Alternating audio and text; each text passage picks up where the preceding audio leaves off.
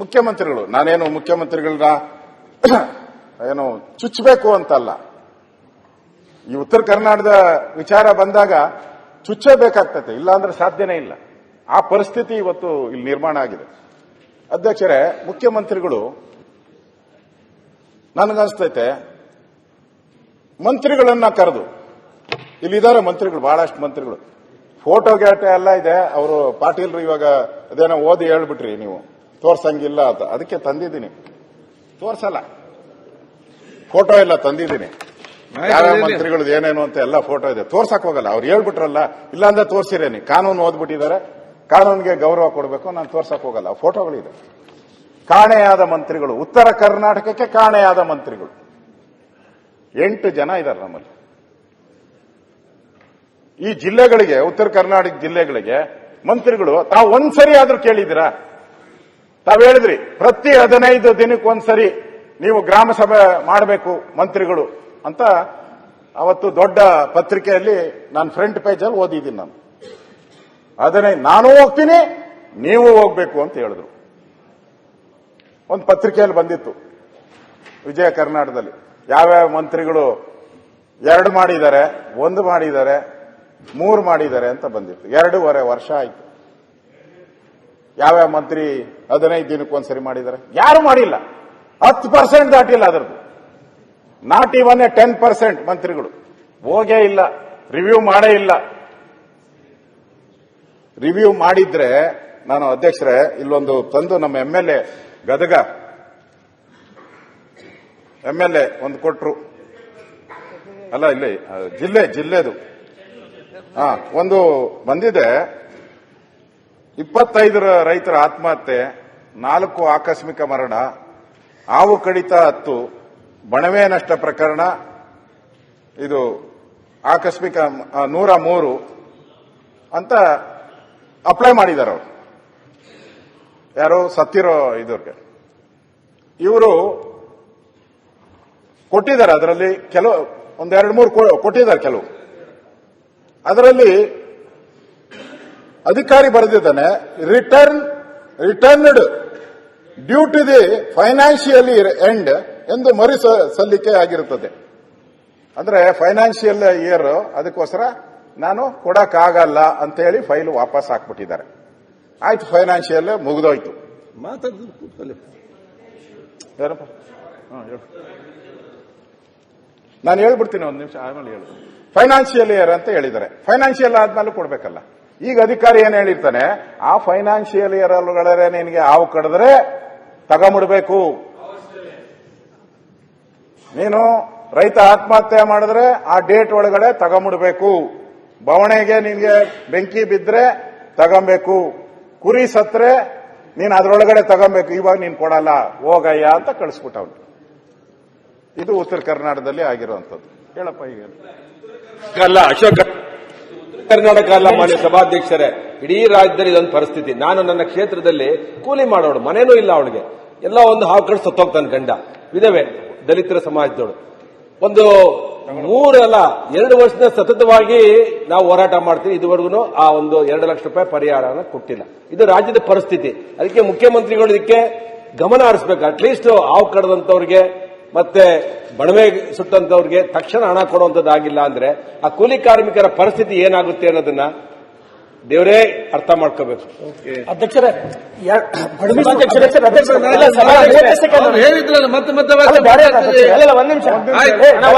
ಒಂದ್ ನಿಮಿಷ ಸಭಾಧ್ಯಕ್ಷರೇ, ಗದಗ ಜಿಲ್ಲೆಯಲ್ಲಿ ಏನು ಅಪರ ಜಿಲ್ಲಾಧಿಕಾರಿಗಳು ಒಂದು ಮಾಹಿತಿಯನ್ನ ಕೊಡ್ತಾರೆ ಸಭಾಧ್ಯಕ್ಷರೇ.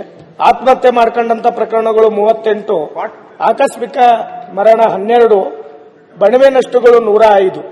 ಅದರಲ್ಲಿ ಆತ್ಮಹತ್ಯೆ ಪ್ರಕರಣದಲ್ಲಿ 6 ಇನ್ನೂ ಪಾವತಿ ಪ್ರಕರಣಗಳು, ಪಾವತಿ ಆಗದ ಪ್ರಕರಣಗಳು ಅಂತ ಕೊಡ್ತಾರೆ.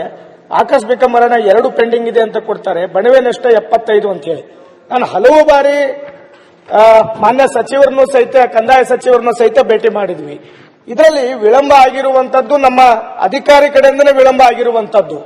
ಮೊದಲು ಅವರು ಡೆತ್ ಆಗಿರುವಂತದ್ದು ದಿನಾಂಕ, ಮರಣ ದಿನಾಂಕ 8/4/22 ಮರಣ ಆಗ್ತದ.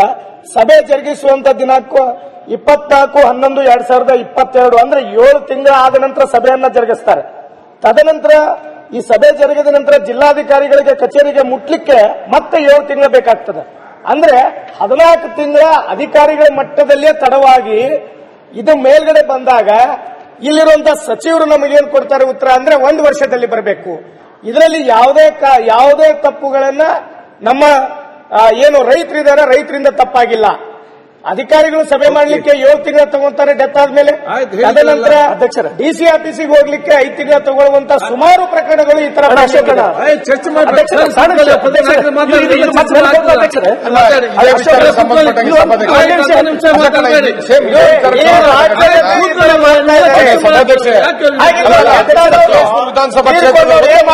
ದಯವಿಟ್ಟು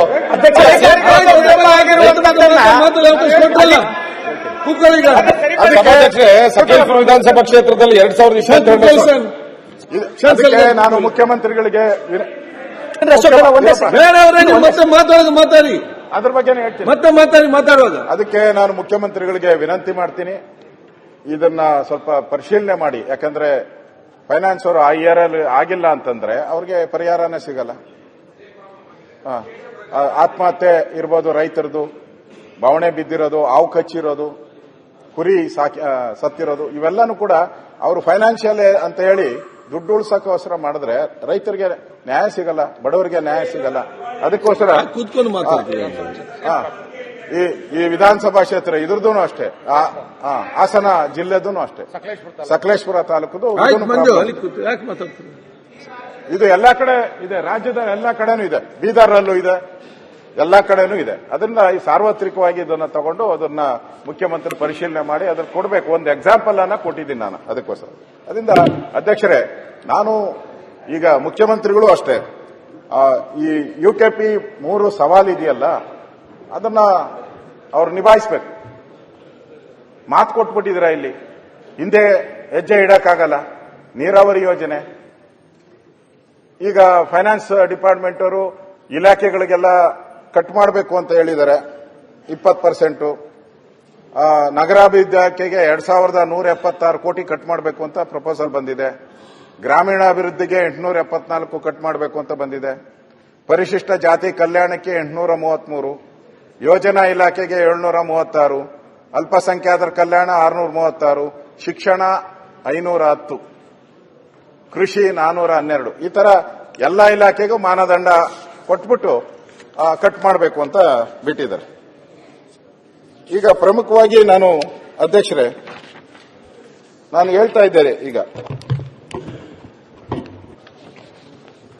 ಮುಖ್ಯಮಂತ್ರಿಗಳು ಎಂದಾದ್ರೂ ಕೂಡ ಈ ಸಚಿವರಿಗೆ ನೀವು ಬೆಳಗ್ಗೆ ಎಷ್ಟು ಗಂಟೆಗೆ ಬಂದಿದ್ದೀರಾ ಕೇಳ್ತೀರಾ, ಅವ್ರನ್ನೆಲ್ಲ ಅನೌನ್ಸ್ ಮಾಡ್ತೀರಾ.